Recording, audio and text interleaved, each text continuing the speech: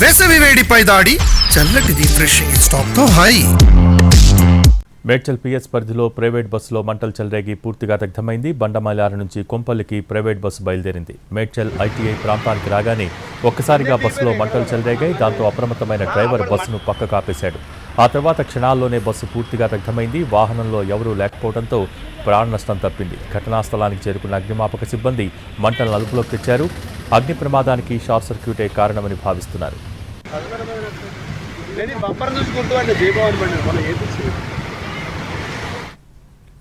Medchal PS పరిధిలో private బస్సులో మంటలు చెలరేగి పూర్తిగా దగ్ధమైంది. బండమలార నుంచి కొంపల్లికి ప్రైవేట్ బస్సు బయలుదేరింది. మేడ్చల్ ఐటీఐ ప్రాంతానికి రాగానే ఒక్కసారిగా బస్సులో మంటలు చెలరేగాయి. దాంతో అప్రమత్తమైన డ్రైవర్ బస్సును పక్కకు ఆపేశాడు.